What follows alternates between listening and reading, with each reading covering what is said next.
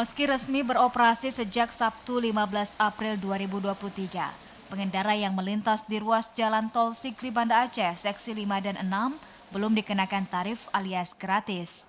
Begitupun pengendara wajib menggunakan e-tol jika ingin melintas di ruas yang menghubungkan guna jalan Kecamatan Baitus Salam dan Blang Bintang ini.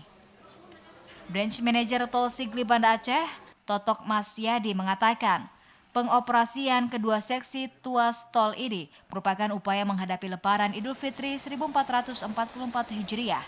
Meski telah dioperasikan, keduanya hanya dapat dilalui mulai 15 hingga 30 April, mulai pukul 7 hingga 17.00 waktu Indonesia Barat.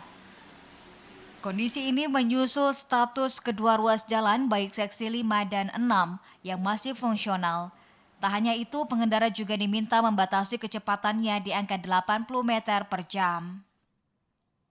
Untuk ruas fungsional seksi 5 dan 6 sementara ini memang belum bertarif, tetapi pengguna jalan tetap harus melakukan tapping di pintu masuk ataupun pintu masuk dari gerbang asal ataupun dari Baitus Salam.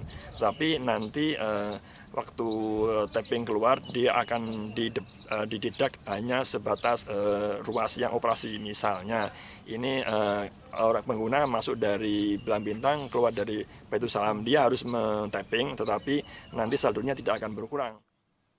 Totok menambahkan sejumlah persiapan menghadapi lonjakan volume kendaraan jelang Idul Fitri telah dilakukan pihaknya sejak 1 April lalu. Selain membuka akses baru, PT Hutama Karya juga menyiagakan sejumlah petugas dan armada. Dari Aceh Besar, Arman Konadi, TVRI melaporkan.